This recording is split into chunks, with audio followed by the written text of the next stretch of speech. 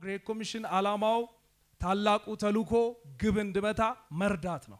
መርዳት የምንለው በምክንያት ነው። ምክንያቱም ታላቁ ተልእኮ ግሬት ኮሚሽን የሚባለው የተሰጠው ለማን ነው? ለቤተ ክርስቲያን ነው፣ ለክርስቶስ አካል ነው የተሰጠው። ስለዚህ እኛ እንደ ፓራ ቸርች ቤተ ክርስቲያንን እንደሚያግዝ አገልግሎት የመርዳት የማገዝ ስራ ነው የምንሰራው ማለት ነው። ይህንን በማድረግ ሂደት ውስጥ ባለፉት 12 ዓመታት አካባቢ ከ10,000 በላይ ጅምር ቤተ ክርስቲያናት በመላው ኢትዮጵያ እንድተከል እግዚአብሔር ግሬት ኮሚሽንን ተጠቅሟል። ለጌታ አጨብጭቡ እስኪ። ክብር ለእግዚአብሔር ይሁን።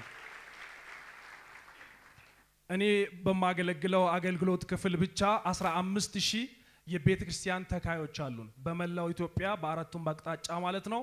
15,000 ቤተ ክርስቲያን የሚተክሉ አክቲቭ ሚሽነሪዎች አሉን በግሬት ኮሚሽን። ባለፉት 3 ሳምንታት ውስጥ ብቻ ወደ 100 የሚጠጉ አዳዲስ ጅምር ቤተ ክርስቲያኖች በዚህ ዘመቻ ጊዜ ተተክሏል። ለጌታ እስኪ እንደገና ክብር እንሰጣለን። የእግዚአብሔር ስም ይባረክ።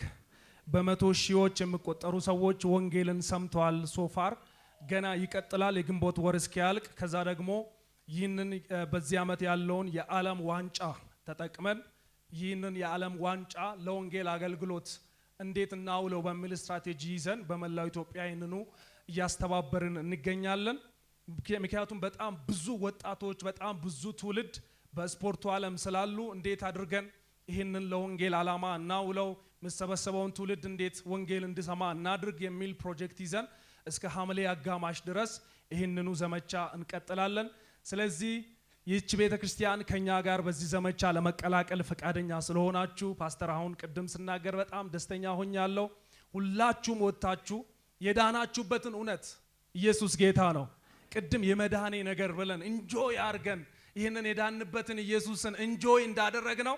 እንጆይ ያላደረጉ በጣም በውጭ ያሉ ብዙዎች አሉ ወገኖች ሆይ። እንደነዛ 4ቱ ለምጻሞች ተመቸን ብለን የራሳችንን ምግብ ላይ ብቻ ማተኮር የለብንም። እግዚአብሔርም ይቅር አይለንም ወገኖች። ወተን ይህንን ፍቅር ይህንን የዳንበት እውነት ለብዙዎች መናገር መመስከር ያስፈልጋል። ኢየሱስ ጌታ ነው። ከሁለተኛ ጢሞቴዎስ ምዕራፍ 4 ከቁጥር 1 ጀምሮ እስከ 8 ያለውን የእግዚአብሔርን ቃል ሐሳብ አነብና በዚህ ክፍል ላይ ትኩረት አድርጌ የሚቀጥሉትን ጥቂት ደቂቃዎች እናገራለሁ። ከዛ በኋላ እንጸልይና as we go our home ወደ ቤታችን እየሄድን ይህንን እውነት በመንገድ ላይ ለምናገኛቸው ሰዎች እየመሰከርን ነው የምንሄደው። ዛሬ ዝም ብሎ ሰምቶ መሄድ አይቻልም። የምንሰጣቸው የምናስታጥቃችሁ ነገሮች ይኖራሉ። በእነሱ እየመሰከራችሁ ትሄዳላችሁ ማለት ነው። የእግዚአብሔር ስም ይባረክ። ወደ ሁለተኛ ጢሞቴዎስ ምዕራፍ 4 ከቁጥር 1 ጀምሮ በጌታ በኢየሱስ ስም አነባለሁ። በእግዚአብሔር ፊት በሕያዋንና በሙታንም ልፈርድ ባለው በጌታ በኢየሱስ ክርስቶስ ፊት በመገለጡና በመንግስቱ እመክርሃለሁ። ቃሉን ስበክ። እስኪ አጠገባችሁ ያለውን ሰው ያዙትና ቃሉን ስበክ በሉ እስኪ። አይሰማም? ድገሙ። ቃሉን ስበክ በሉ እስኪ። በጊዜውም አለጊዜውም ጽና። እስኪ በጊዜውም አለጊዜውም በሉ እስኪ። ኢየሱስ ጌታ ነው። ፈጽመህ እየታገስህና እያስተማርህ ዝለፍ፣ ገስጽ፣ ምከርም።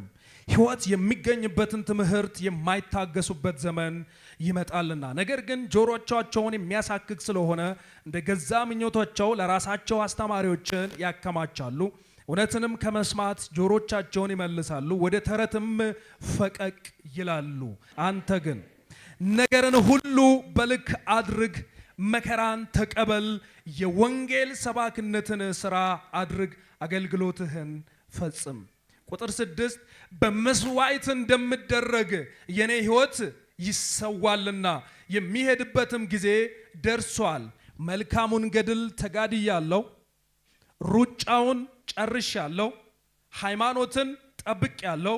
ወደፊት የጽድቅ አክሊል ተዘጋጅቶልኛል። ይህንም ጻድቅ ፈራጅ የሆነው ጌታ ያን ቀን ለኔ ያስረክባል። ደግሞ መገለጡን ለሚወዱ ሁሉ፣ እስኪ ሁሉ በሉ እስኪ፣ ለሚወዱ ሁሉ እንጂ ለኔ ብቻ አይደለም። ክብር ለኢየሱስ ይሁን።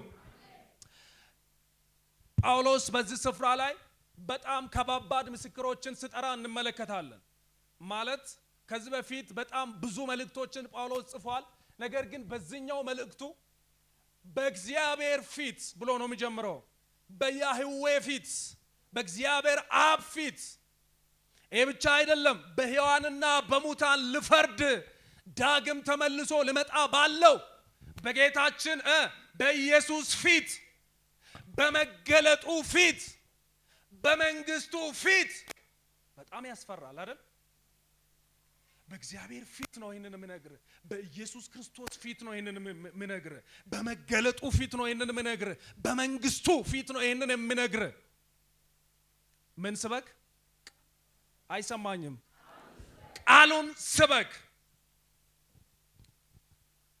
በጊዜውም አለጊዜውም ጽና። ቃሉን ስበክ በጊዜውም አለጊዜውም። እስኪ ቃሉን ስበክ በሉ። ቃሉን ስበክ መቼ? በጊዜውም አለጊዜውም። ያንን ካለ በኋላ አንተ ግን አለ ስለ ብዙዎቹ ዘረዘረ፣ ውጭ ስላሉት ዘረዘረ፣ በመጨረሻው ዘመን ሊሆን ስላለው ነገር ተናገረ። አንተ ግን my focus is you, my focus የኔ ትኩረቴ ዛሬ አንተ ላይ ነው። ስለ ሌሎቹ መናገር አይደለም። አንተ ግን ልጄ ጢሞቴዎስ ሆይ አንተ ግን መከራን ተቀበል፣ ነገርን ሁሉ በልክ አድርግ፣ የወንጌል ሰባክነትንም ስራ አድርግ ካለ በኋላ በመስዋዕት እንደሚደረግ ልክ በመስዋዕት ጠረጴዛ ላይ ሊያርዱት ብለዋ እንዳነሱበት በግ እንደ መስዋዕት በግ የኔ ህይወት በጠረጴዛው ላይ ነው ያለው። የሚሄድበት ጊዜ ምን ብሏል? ደርሷል። መሞቻዬ ደርሷል። ከዚህ በኋላ በህይወት እንደማልቀጥል አውቃለሁ። this is my end። ከዚህ በኋላ ከኔ ላትሰማ ትችላለህ። ስለዚህ የምትሰማኝን ነገር በጥንቃቄ እንድትሰማኝ እፈልጋለሁ። የኔ የህይወቴ የመጨረሻው እስትንፋስ ነው ይሄ የምነግርህ ልጄ ጢሞቴዎስ ሆይ ቃሉን ስበክ። እኔ አለና እንድጋደልለት የተሰጠኝ ገድል ነበረ። እግዚአብሔር የሰጠኝ ገድል ነበረ። ያንን ገድል በመልካም ምን ብያለሁ? ተጋድያለሁ። እንድሮጥለት የተሰጠኝ ምን ነበር? ሩጫ ነበረ። የኔ ሩጫ ሳይሆን የማን? እስኪ ሩጫውን በሉ እስኪ ሩጫውን። ምክንያቱም ብዙ ሰዎች ሩጫዬን ጨርሻለሁ ነው የሚሉት እና ይህን ክፍል ሲያነቡ ሩጫዬን አይልም። የማን ሩጫ? ሩጫውን ጨርሻለሁ። ሩጥ ተብሎ የተሰጠኝ ሜዳ ነበረ። በዛ ሜዳ ሮጬ ጨርሻለሁ። ከዛስ እምነቴን ጠብቄያለሁ። ያመንኩትን አውቃለሁ ያልኩትን ኢየሱስን የሙጡኝ ብዬ ይዤ እምነቴን ጠብቄ በድል ጨርሻለሁ። አሁን አንድ የሚጠብቀኝ ነገር አለ። የጽድቅ አክሊል። እስኪ የጽድቅ አክሊል በሉ። የጽድቅ አክሊል ተዘጋጅቶልኛል።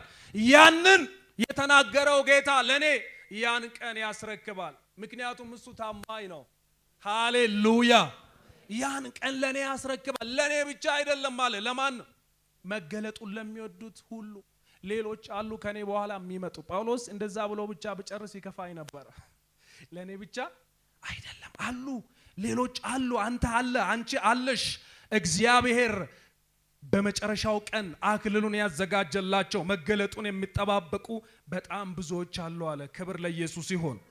ወገኖች ሆይ ጥቂት እስኪ ስለ ኮንቴክስቱ ወይም ስለ አውዱ ልናገር። ጳውሎስ ይሄንን በሚጽፍበት ጊዜ ኦልሞስት የ60 ዓመት የ65 ዓመት ሽማግሌ ሆኗል።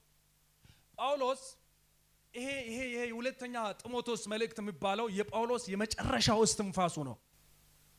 ሐዋርያው ቅዱስ ጳውሎስ በደማስቆ መንገድ ሐዋርያ ሥራ ምዕራፍ 9 ላይ ጌታ ኢየሱስ ክርስቶስ ጋር ከተገናኘ በኋላ ቢያንስ ለ35 ዓመት አገልግሏል። ይሄንን በሚልበት ጊዜ ቢያንስ ከ30 እስከ 35 ዓመት አንዳንዶቹ 33 ዓመት አገልግሏል ይላሉ።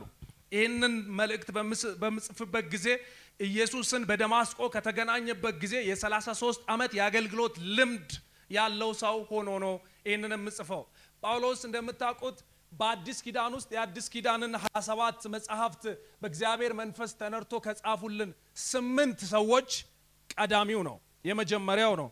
ጳውሎስ አዲስ ኪዳንን ስጽፍልን በአዲስ ኪዳን ውስጥ ካሉ 27 መልእክቶች ውስጥ 14ቱ ዕብራውያንን ጳውሎስ አልጻፈም ብለን ካልን ደግሞ 13ቱን የጻፈልን ሰው ነው።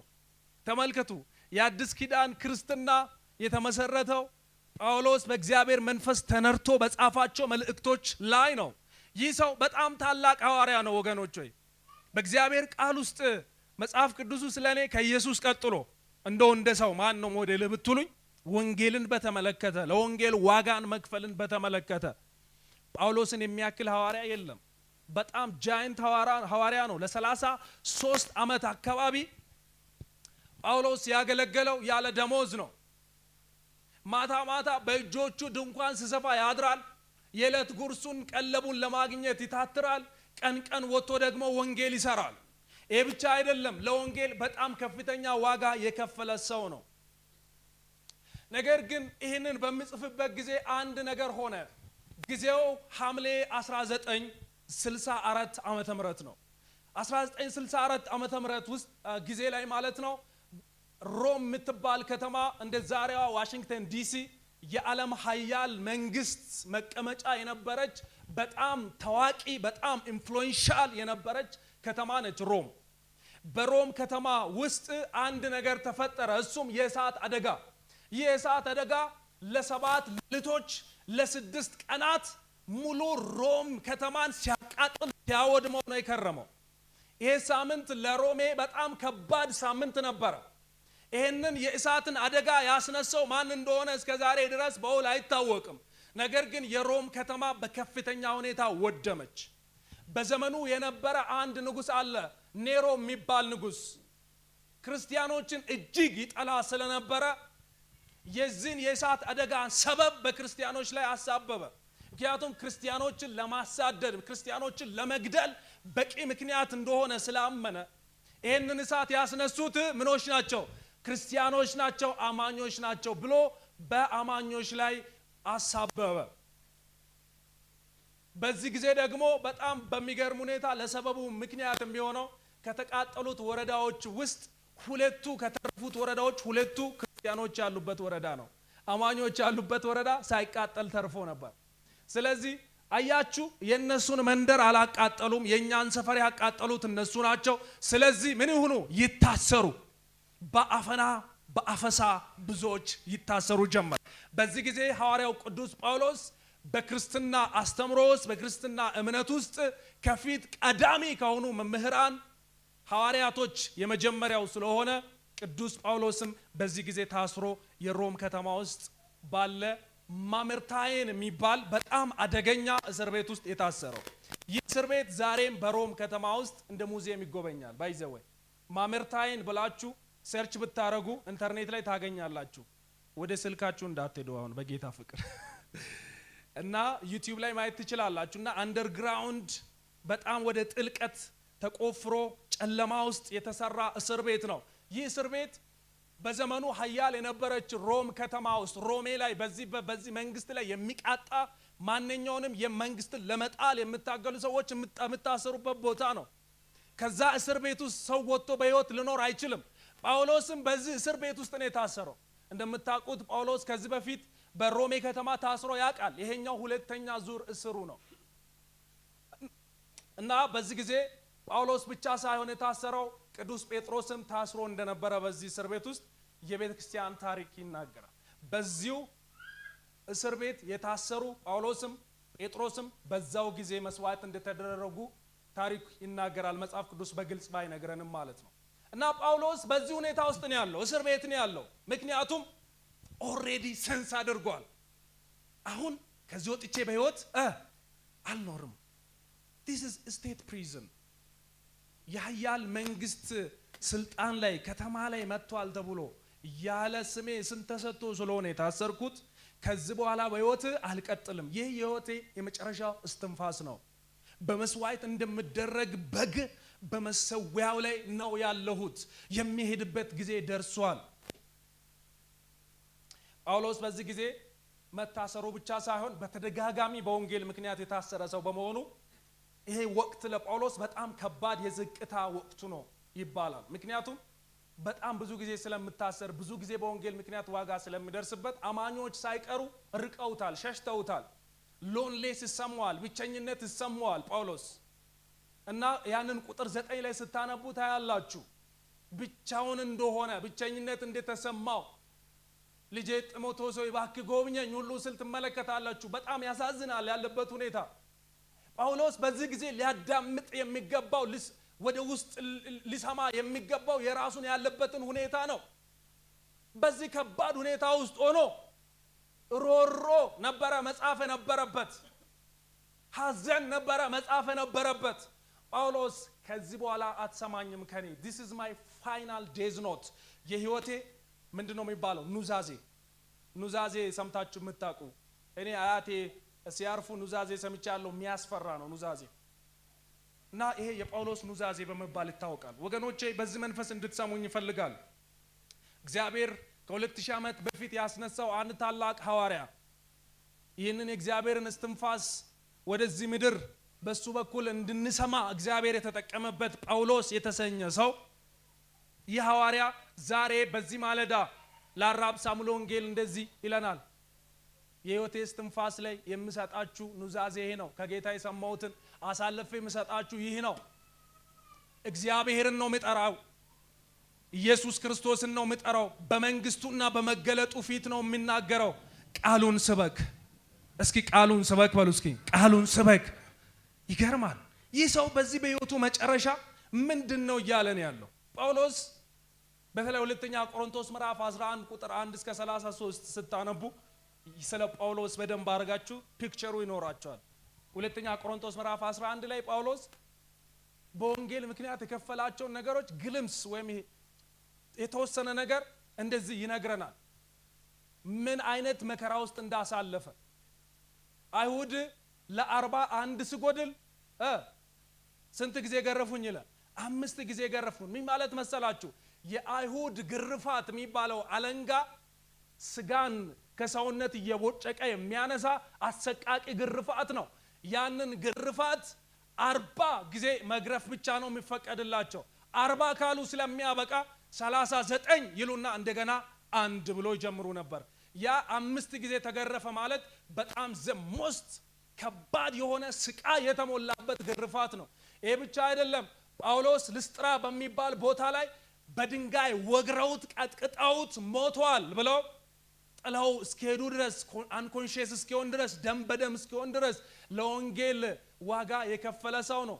በብዙ ድካም፣ በብዙ መገረፍ፣ በብዙ እስራት፣ በብዙ ፍርሃት፣ በብዙ ረሃብ መጨረሻም መስዋዕት በመሆን ነው ያገለገለው ይህ ሰው። ሁለተኛ ቆሮንቶስ ምዕራፍ 11 ቁጥር 28 ላይ ጳውሎስ እንደዚህ ይላል፣ የቀረውን ሳልቆጥር ይላል። ብዙ ልቆጥረው የምችለው ነገር አለ። የቀረውን ሳልዘረዝር እለት እለት የሚከብድብኝ የምን ጉዳይ ነው? የአብያተ ክርስቲያናት ጉዳይ። እግዚአብሔር በዚህ መንፈስ በኢየሱስ ስም ይባርከን። አሜን። ወገኖቼ በዚህ ማለዳ የሚገርም መንፈስ ተካፍለናል። የዳንበትን ያንን የኢየሱስን ፍቅር ተካፍለናል። ነገር ግን ጳውሎስ ላይ ያረፈው ያ መንፈስ ዛሬም እኛ ላይ ሊያርፍ ይገባል። አሜን። ወተን ያንን ፍቅር የኢየሱስን ፍቅር ለሌሎች መናገር ያስፈልጋል። ጳውሎስ በሕይወቱ መጨረሻ ላይ የኑዛዜው መልእክት ቃሉን ስበክ የሚል ነበር። ቃሉን ስበክ ብቻ ሳይሆን ያለው መቼ በጊዜውም አለጊዜውም የሚባል ውስጥ ያለ ጊዜ የለም። it's every season እንግሊዘኛው ላይ ስታነቡ in season and out of season ይላል። በጊዜውም አለጊዜውም ወቅቴ ነው ጊዜ ነው በመትለውም ጊዜ አይደለም ይሄ በመትለውም ጊዜ አለመስበክ አትችልም። ኢየሱስ ጌታ ነው። በጊዜውም አለጊዜውም ስል ምን ማለቱ ነው? በጊዜውም ሲዝን የሚባለው ምን አይነት ጊዜ ነው? ሁኔታ ምቹ ሲሆን፣ ሰላምና ደህንነት ሲሆን፣ አገር ሰላም ሲሆን፣ የምንናገረውን መልእክት ሰዎች ሲሰሙልን፣ የሰው ጆሮ የሰው ልብ ክፍት ሲሆን፣ መንፈሳዊ ረሃብ በምድሪቷ ላይ በሚወድቅበት ጊዜ፣ አንተ ራስህ ሰባኪው በጠንካራ ተነሳሽነት ስሜት ውስጥ በምትሆንበት ጊዜ፣ ነገር ሁሉ በሚሞላበት ጊዜ፣ ያ ጊዜ ሕይወትን ኢንጆይ የምታረግበት ጊዜ ሳይሆን የበለጠ ተነስተህ ቃሉን የምትሰብክበት ጊዜ ነው። ጳውሎስ በጊዜውም አለ ጊዜውም የሚባል ሲዝን ነበረው። የጳውሎስን በተለይ ሲዝን የሚባለው ጊዜው የሚባለው ጊዜ ስትመለከቱ በተለይ ሐዋርያት ሥራ ምዕራፍ 9 ጀምሮ ስለሆነ የጳውሎስ ታሪክ የሚጀምረው የመጀመሪያው ኤርሊ ኮንቨርዥን የሚባለው ጊዜ ጳውሎስ ኢየሱስን ፊት ለፊት ያየው ጊዜ የህይወቱ ከፍታ ነበር። ማለት ኢየሱስን አይቶት በአካል በራእይ ነው ያየው። ነገር ግን ኦሬዲ በአካል እስከ ማየት ነው ያየው። ዳስሼዋለሁ ቀምሼዋለሁ ነው የሚለው ኢየሱስን። በዚያ ጊዜ ከኢየሱስ ጋር ፌስ ቱ ፌስ የተነጋገረበት ጊዜ። ይሄ ብቻ አይደለም። የአገልግሎቱ የመጀመሪያው የሚሽነሪ ጉዞ፣ ሁለተኛ ሚሽነሪ ጉዞ ስትመለከቱ ጳውሎስ ላይ የሚሰራበትን የእግዚአብሔርን መንፈስ ክብደት ትመለከታላችሁ። ጳውሎስ ጨርቁ ይፈውስ ነበር። ጳውሎስ ጥላው ይፈውስ ነበር። ጳውሎስ ወደ ከተማ ሲገባ ሙሉ ከተማ ይነቃነቅ ነበር። ከጳውሎስ ጋር የእግዚአብሔር አብሮነት ነበር። የእግዚአብሔር መንፈስ ወደዚያሽ ከተማ ሂድ ይለዋል። አንዳንዴ ደግሞ ወደዚያ እንዳትሄድ ብሎ እግዚአብሔር የኢየሱስ መንፈስ ይከለክለዋል። በመንፈስ እየተመራ በኃይል ተሞልቶ ያገለገለበት ዘመን ነበር። ጳውሎስን አማልክት ስጋ ለብሷል ብሎ እስኪያስቡ ድረስ ሰዎች እስኪሰግዱለት ድረስ እግዚአብሔር የተጠቀመበት ሰው ነበር።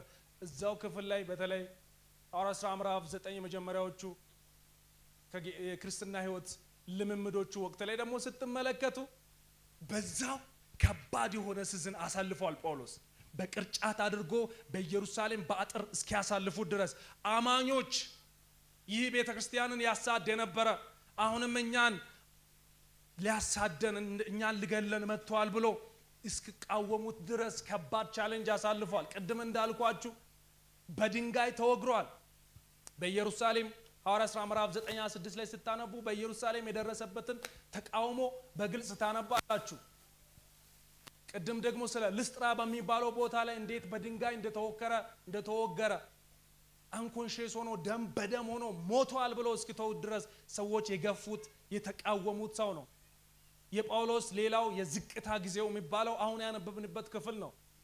በሁለተኛ ጢሞቴዎስ ምዕራፍ 4 ጀምሮ ስታነቡ ጳውሎስ በሞትና በሕይወት መካከል የሞት ጣር እየሸተተው የሞት ሽታ እየሸተተው ያገለገለበት ጊዜ ነው። ጳውሎስ በእንደዚህ አይነት ሁኔታ ውስጥ ሆኖ አሁንም እለት እለት የሚከብድብኝ የወንጌል ጉዳይ ነው ካለ እኔና እናንተስ ምንድነው የሚከብድብን ወገኖች? እግዚአብሔር ይህችን ቤተክርስቲያን በዚህ መንፈስ በኢየሱስ ስም ይሙላት። አሜን። የወንጌል ጉዳይ ወገኖች፣ አየሩ ላይ የምንመለከተው ነገር የኢትዮጵያ ቤተክርስቲያን አሁን የተያዘችበት ነገር ሶሻል ሚዲያውን የተቆጣጠረው ነገር ጤነኝነት አይደለም። እግዚአብሔር በኢየሱስ ስም ወደ ወንጌሉ ይመልሰን። አሜን። ወገኖች፣ በጣም ብዙ ትውልድ በሐሺሽ በሱስ እየጠፉ ብዙ ትውልድ በሆሞሴክሹዋሊቲ ራሳቸውን አይዴንቲቲ ክራይሲስ ውስጥ ሆኖ ወንጌል በኃይል ልንሰብክ በሚገባን ጊዜ ላይ ወተን የዶክትሪን ጉዳይ ዋናችን አድርገን ወንጌልን አስቀምጠን በዚህ ጉዳይ የምንጨቃጨቅበት በዓለም ያሉት እኛን በርቀት አፋቸው ላይ እጃቸውን ጭኖ የሚመለከቱበት ጉዳይ ሊሆን አይገባም። እግዚአብሔር ቤተክርስቲያንን ለወንጌል ያስነሳት። አሜን። እስኪ አሜን በሉ። ለምንድን ነው ወንጌል መመስከር ያለብን? በዚህ ጊዜ ሶስት ነገሮችን ቶሎ ብዬ ልናገር። ለምንድን ነው ዛሬም ተነስተን መናገር ያለብን? የመጀመሪያው እኔና እናንተ ያለንበት ዘመን የመጨረሻው መጨረሻ የሚባል ዘመን ላይ ነው ያለን። ጌታ ኢየሱስ ልመጣ እስኪ በደጅ ላይ ነው በሉ። እስኪ ይሄንን ሁሉም ሰው እንድለው ፈልጋለሁ። እስኪ ኢየሱስ ይመጣል በሉ። እስኪ ኢየሱስ ይመጣል ድገሙ። እስኪ ኢየሱስ ይመጣል። ይሄ ተረት አይደለም ወገኖች። የክርስትና ዋናው አምድ የኢየሱስ መመለስ ነው። አሁን የምንጠብቀው ተስፋ እሱ ነው። ከ2000 ዓመት በፊት የነበሩ አማኞች ኢየሱስ ከድንግል ይወለዳል ሲባል ተረት ይመስላቸው ነበር። ልክ እንደ ዛሬዋ ብዙ አማኞች እንዴት ከድንግል ሰው ይወለዳል ምን አይነት ነገር ነው ይሉ ነበር። ነገር ግን ሆኗል። እኔና እናንተ ዛሬ ያለነው አማኞች የዛሬ 2000 ዓመት ታሪክ ነው የምናወራው። አሁንም ኢየሱስ እመጣለሁ ብለዋልና ይመጣል። አሜን። ነገር የሞላለት ሰው ሊኖር ይችላል። በችግር ውስጥ የምታልፉ ልትኖሩ ትችላላችሁ። ወገኖቼ ወንጌልን የምንሰብከው ኢየሱስ ስለሚመጣ ነው። ሃሌሉያ። ጌታ ኢየሱስ ክርስቶስ በማቴዎስ ወንጌል 24 ላይ በመጨረሻው ዘመን የሰው ልጅ በሚገለጥበት ጊዜ እነዚህ ነገሮች ይሆናሉ ብሎ የተናገራቸው ነገሮች ኦሬዲ ሆነዋል። እስኪ ሄዳችሁ ቤታችሁ ገብታችሁ አንብቡ ወገኖች። ማቴዎስ ወንጌል 24ን አንብቡ። ብዙዎች እኔ ክርስቶስ ነኝ እያለ በስሜ ይነሳሉ። ጦርንም የጦርንም ወሬ ትሰማላችሁ። ህዝብ በህዝብ ላይ ይነሳል፣ መንግስት በመንግስት ላይ ይነሳል። የምድር መናወጥ በልዩ ልዩ ስፍራ ላይ ትሰማላችሁ። ረሃብና ቸነፈር በምድር ላይ ይሆናል። ወገኖች ሆይ በ21ኛ ክፍለ ዘመን የምር ራብ አለ ብሎ ማመን አስቸጋሪ ነው። ነገር ግን ዓለም ከምን ጊዜውም በላይ ከፍተኛ ቁጥር ያለው ህዝብ በረሃብ የሚሰቃይበት ዘመን አሁን። የዓለም ጤና ድርጅትና የዓለም የምግብ ፕሮግራም የሚባሉ ያወጣው ድረገጽ ላይ ሄዳችሁ አንብቡ።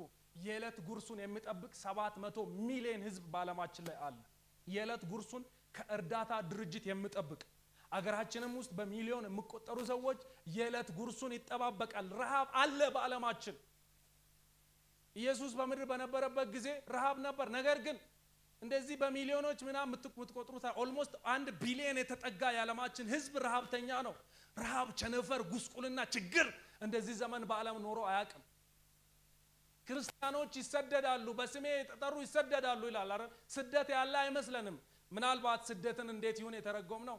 ስደትን በኮሙኒስት ዘመን በደርግ ዘመን የነበረው አይነት ስደት የለም ኢትዮጵያ ውስጥ። ነገር ግን የእውነት ኢየሱስን እየመሰሉ ሊኖሩ የሚወዱ ሁሉ በከፍተኛ ሁኔታ እየተሰደዱ ያሉበት ዘመን አሁን ነው። በአሜሪካን ሀገር በተሰራ ጥናት በአሜሪካ ውስጥ ካሉ 100 ክርስቲያኖች 50ዎቹ ስደትን በልዩ ልዩ ሁኔታ ይጋፈጣሉ። አሜሪካ ውስጥ ላንድ ኦፍ ፍሪደም የሚባል ሀገር ውስጥ። ኢትዮጵያ ውስጥስ የምር ኢየሱስን ለምሳሌ እስኪ በቢሮጅና የምር ክርስቲያን ልሁን በል እስኪ። ክርስትና ዛሬም ከስደት ጋር ያለው እምነት ነው። ካመቻመችክና ዝም ብለህ አስመስለ ልኑር ካልክ ስደት የለም። ነገር ግን ኢየሱስን የሚመስሉ ሰዎች በከፍተኛ ስደት ውስጥ የሚመላለሱበት ዘመን ላይ ነው የምንገኘው። በዓለማችን ከ360 ሚሊዮን ክርስቲያኖች በላይ ስደት ይጋፈጣሉ ይላል ጥናት። ፍቅር ይቀዘቅዛል። ብዙ ሐሰተኛ ነቢያት ይነሳሉ። ብዙ ነው ዝርዝሩ፣ እዛ ሄዳችሁ አንብቡ። ጌታ ኢየሱስ የተናገረው ያልተፈጸመ የለም። እንደ ክርስቲያን አይኖቻችንን ከፍተን ያለንበትን ዘመን ልናይ ይገባል። ጌታ ኢየሱስ እንደዚህ አለ፣ ለአሕዛብ ሁሉ ምስክር ይሆን ዘንድ ይህ የመንግስት ወንጌል በየት ሁሉ ይሰበካል? በዓለም ሁሉ ይሰበካል። ከዚያም ምን ይሆናል? መጨረሻው ይሆናል አለ። እስኪ ተመልከቱ፣ በዓለማችን እንደዚህ ጊዜ ደግሞ ወንጌል በኃይል እየተሰበከ ያለበትም ዘመን። ቻይና ላይ ስትመለከቱ በየቀኑ ከ16000 በላይ ሰዎች በቻይና ምድር ወደ ጌታ ይመጣሉ። ቻይና ልክ በደርግ ዘመን የነበረው አይነት አገዛዝ ነው ያላት። ኮሙኒስት ነች ቻይና። ወንጌልን በአደባባይ ይዘህ መሄድ አትችልም። ነገር ግን አንደርግራውንድ ያለች እንደዚህ አይነት በግልጽ ቤተክርስቲያን አታዩም። ነገር ግን ውስጡን በየቤተሰቡ በየአማኞች ቤት ውስጥ ያሉ በሺዎች የሚቆጠሩ ቤተክርስቲያናት በቻይና ምድር ውስጥ እየተስፋፋ ነው የሚገኘው። ከ100 ሚሊዮን በላይ አማኞች አሉ ቻይና ውስጥ። ወንጌል እየሰፋ ነው ያለው። በአፍሪካ ከ26000 ሰዎች በላይ በየቀኑ ወደ ጌታ ይመጣሉ። ኢየሱስ ጌታ ነው። ይሄ መልካም ዜናም ነው። ሁለተኛ ደግሞ አይኖቻችንን ከፍተን ንጉሱ ሊገለጥ መቅረቡን እንድናይ የሚያደርገንም ጊዜ ነው። ኢየሱስ ይባረክ። ስለዚህ ማን ይመጣል? ጩና እስኪ ኢየሱስ ይመጣል በሉ። ስለዚህ ኢየሱስ ሊመጣ ስለሆነ የመንግስቱ ወንጌል ሰባኪዎች ተርታ ውስጥ ተቀላቅለን ቢያንስ አንድ ሰው አጠገባችን ኢየሱስን የሚከተል መኖሩን እስክናውቅ ድረስ ቢያንስ አንድ ሰው መጥቶ ደቀ መዝሙር ሆኖ ብዙዎችን ወደ ጌታ የሚያመጣ ሰው መኖሩን እስክናውቅ ድረስ ወተን ወንጌል መመስከር ይኖርብናል። ይህ ቤተክርስቲያን ከዚህ በላይ መጥበብ አለበት። አሜን። እስኪ አሜን በሉ።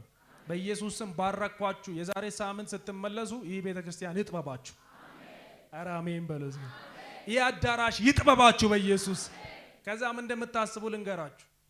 ታሰፉና እዛ ጫፍ ስትደርሱ ምንም ማድረግ ስለማትችሉ ትባዛላችሁ። አሜን። በኢየሱስም መባዛት ይሁንልን። አሜን። ወንጌልን ምን ሰብከው ዘመኑ መጨረሻ ስለሆነ ነው። ወገኖች ሆይ አንድ እምነት አለኝ እኔ፣ ወንጌል ማህበረሰብን ይለውጣል። አሜን። እስኪ ከኔ ጋር በሉ፣ ወንጌል ማህበረሰብን ይለውጣል በሉ እስኪ። እኛ ክርስቲያኖች ምናምነው ይሄንን ነው። ጦርነቱን የሚያስቀርልን፣ ረሃቡን የሚያጠፋልን፣ በምድር ላይ የምንሰማውን ኪዮስ የሚያጠፋልን ፖለቲከኞች ናቸው ብዬ አላምንም እኔ። ፖለቲከኞችም የእግዚአብሔር ሰራተኞች ናቸው። ዋናው ግን እዚህ ውስጥ ነው ያለው። ኢየሱስ ጌታ ነው።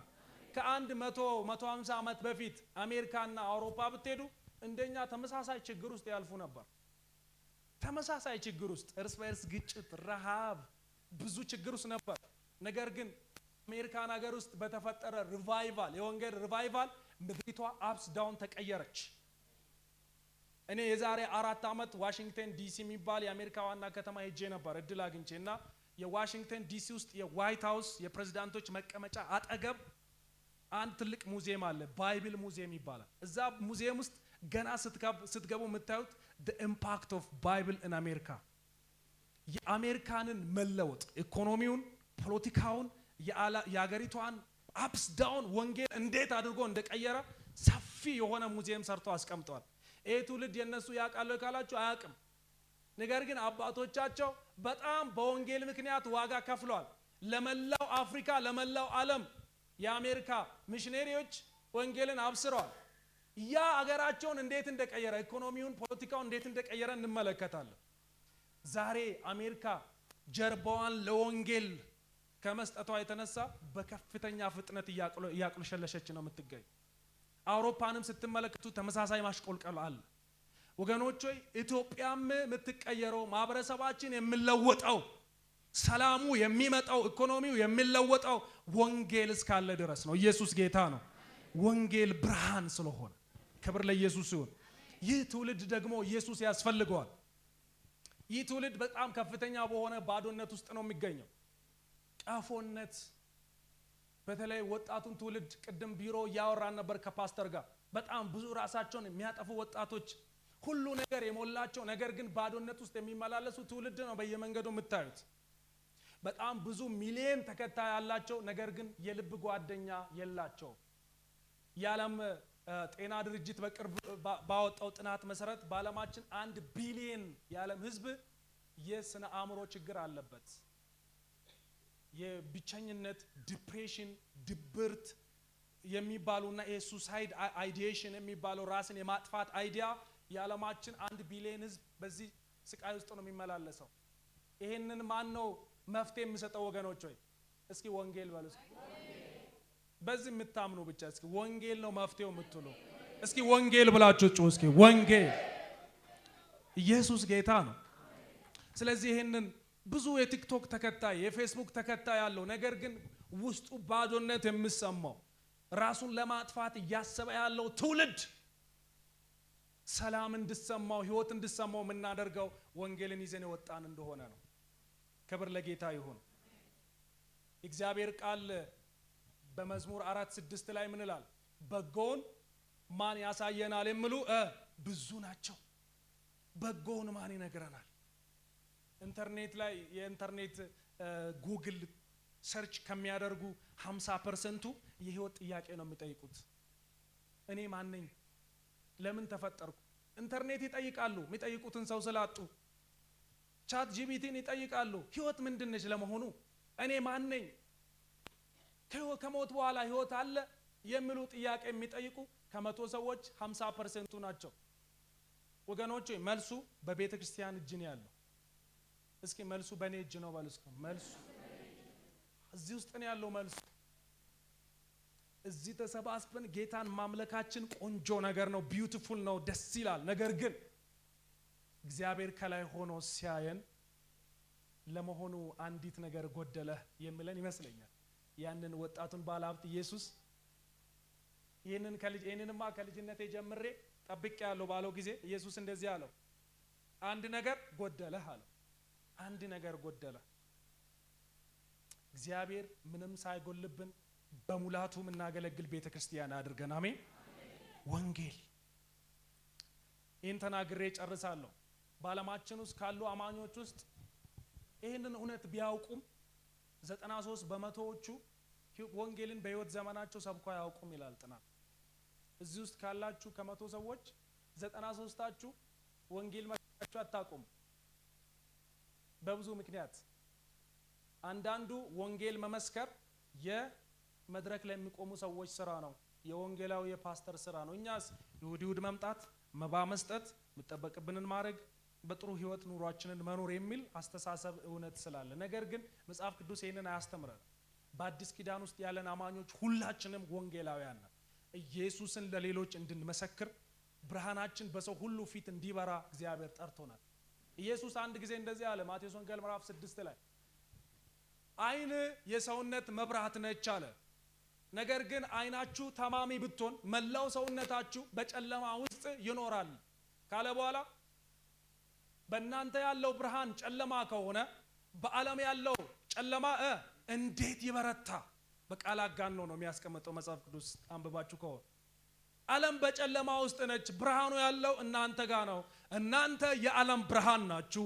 እናንተ የምድር ጨው ናችሁ። እናንተ ተነስታችሁ ብርሃናችሁን ካላበራችሁ፣ እናንተ ጨለማ ከሆናችሁ በዓለም ያለው ጨለማ ድቅድቅነቱ ይጨምራል ማለት ነው። እንዴት ይበረታ ማለት ይሄ። መብራትን አብርተው ከእንቅብ በታች አያኖሩትም። ለምን? በቤት ውስጥ ባለው ሰው ሁሉ ፊት እንዲበራ በመቅረዙ ላይ ያኖሩታል። በከተማ በተራራ ላይ የተሰራች ከተማ ልትሰወር አትችልም። ለምን? ከፍ ብላት ስለተሰራች። እግዚአብሔር በኢየሱስ ስም ብርሃናችንን እንድናበራ ጸጋውን ያብዛልን። መልካሙን ስራችሁን አይተው በሰማያት ያለውን አባታችሁን እንዲያከብሩት ብርሃናችሁ እንዲሁ በሰው ሁሉ ፊት ይብራ። እግዚአብሔር ብርሃናችንን የምናበራ ሰዎች ለጎረቤታችን፣ መስሪያ ቤት፣ ስራ ቦታ፣ ትምህርት ቤት ሃሌሉያ በብርሃን የምንመላለስ ከመስጠት አንፃር እቺን ተናግሬ አንድ ጥናት ተናግሬ ልጨርስ።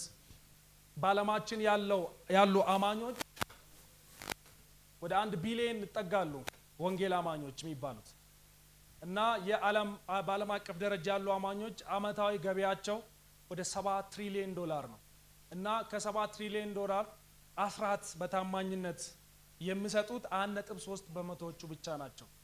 አማኞች ገንዘብ አይሰጡም። ባይዘወይ ሌሎቹ ይሻላሉ። ሙስሊሞች በጣም ይሰጣሉ፣ ለጋስ ናቸው። የሌላም ሃይማኖት ለብትሄዱ አስራት መስጠት የሚባለው ነገር ፕሪንሲፕላቸው ነው። እኛ ግን በጣም ቸልተኞች ነን፣ አንሰጥም። እግዚአብሔር ይቅር በለን። 1.3 በመቶ ብቻ ነው የሚሰጠው አማኝ። ይሄ ጥናት ነው እና ወንጌል እንዴት ይሄዳል ወገኖች? ወይ ገንዘባችንን ካልሰጠን እንዴት ይሄዳል? እግዚአብሔር የሰጠንን እግዚአብሔር 100 ሰጥቶ 10 ስጠኝ ነው ያለው። ወንጌል ደግሞ የምትሰራው በመስጠትም ነው። ነገር ግን ሌላው ደግሞ ችግር ከመጣም በኋላ ያለው የማኔጅመንት ችግር አለ። እቺን ቤተክርስቲያን አላልኩም እኔ ቤተክርስቲያን ገንዘብ ማኔጅ በማድረግ ሂደት ውስጥ በተለይ ከሚመጣው ገንዘብ ውስጥ 80 በመቶ የሚሆነው እዛው ቤተክርስቲያን ውስጥ ነው። ቤተክርስቲያን ውስጥ ወጪ ያለ አይ ነው። ቤተክርስቲያን አገልጋይ ስለሆንኩ እረዳለሁ። ነገር ግን ቤተክርስቲያን የተጠራችው ወንጌልን ለዓለም ሁሉ እንድትሰብክ ነው። ቀዳሚ አጀንዳዋ ሊሆን የሚገባው ገንዘቧንም ማፍሰስ ያለበት ወንጌል ላይ ነው። እቺ ቤተክርስቲያን በእንደዚህ አይነት በሸራና በሆነ ነገር ውስጥ ሆናችሁ ግን ስለ ወንጌል እያወራችሁ ነው። እግዚአብሔር የተመሰገነ ይሁን። እኔ አሜሪካ ያየሁት ነገር ትልቅ ቤተክርስቲያን ነው፣ ትልቅ ህንጻ ነው። ከአመት ገቢያቸው ውስጥ 80 በመቶ ባይኔ ያየሁትን ነው የምነግራችሁ። 80 በመቶ ቸርች ውስጥ ያለውን ህንጻ ለማስተዳደር ነው የሚያውሉት። ኤሲ ኮንዲሽነር እንትን ለማድረግ የህንጻ ጽዳት፣ ቀለም፣ ሳውንድ ሲስተም ምናምን የሚባሉት። ኢትዮጵያ ውስጥ ያለች ቤተክርስቲያን የታተረች ነው ለወንጌል። እኔ ኢትዮጵያን ሙሉ ወንጌል በእነዚህ ባለፉት በተለይ 3 እና 4 አመታት እግዚአብሔር እያደረገው ስላለው ነገር በጣም አመስጋኝ ነኝ። እኔ ሙሉ ወንጌል ቤተክርስቲያን አገልጋይ ነኝ። ሐዋሳ ሙሉ ወንጌል ነው ያደግኩት ያገለገልኩት።